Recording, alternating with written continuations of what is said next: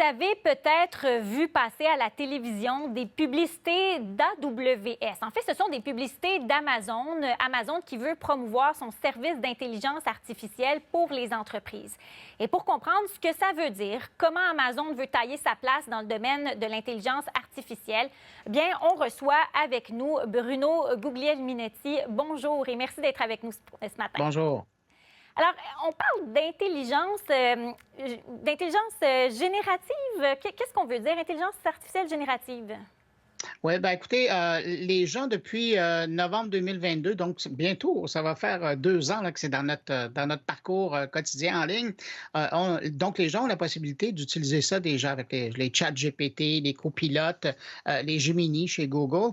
Et là, ce que AWS est en train de faire, il y a comme une offensive. Ils font ça depuis, je vous dirais, probablement 1 an et demi, 2 ans avec leurs clients habituels. Mais là, il y en a vraiment une offensive de positionnement pour montrer que, bon, puis vous le disiez, AWS, c'est l'aile infonuagique, c'est l'aile informatique du géant Amazon. Et donc, eux, ben, maintenant, veulent se positionner comme un partenaire d'importance quand vient le temps d'intégrer l'intelligence artificielle dans les entreprises, dans les organisations, même dans les gouvernements.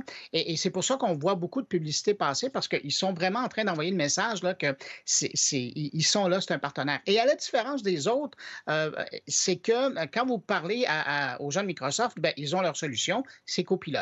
Si vous parlez aux gens de Google, bien, ils ont leur solution, c'est Gemini. Puis dans le cas de AWS, donc Amazon, bien, eux, ils utilisent plusieurs solutions, plusieurs intelligences artificielles génératives selon le besoin des clients.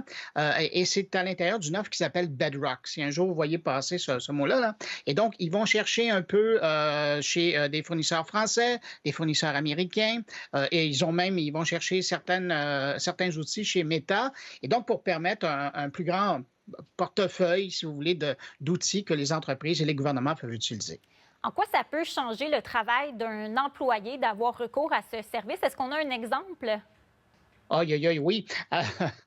Juste avant qu'on fasse l'entrevue, je me suis amusé à prendre des notes et juste vous donner une idée, par exemple, au CHUM, donc on est dans le domaine de la santé, ils ont fait depuis quelque temps maintenant des tests pour assurer la gestion des horaires des salles d'opération en fonction de l'horaire des professionnels, donc infirmiers, médecins spécialistes et les gens autour d'eux, pour s'assurer qu'ils optimisaient l'utilisation des salles. Auparavant, c'était fait à la main au crayon. Là.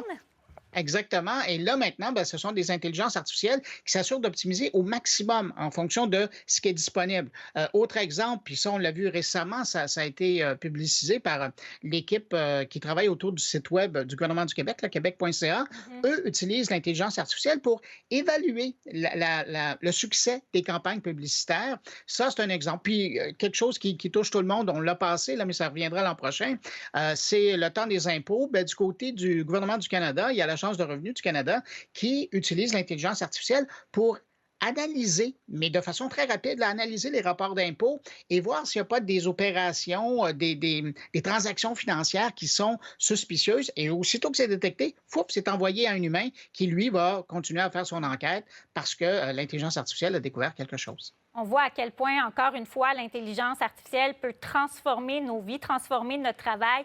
Bruno Guglielminetti, merci pour votre temps. Je rappelle que vous êtes animateur du balado d'actualité numérique Mon Carnet. Je vous souhaite une très belle journée. Bon dimanche. Merci de l'invitation. Au revoir.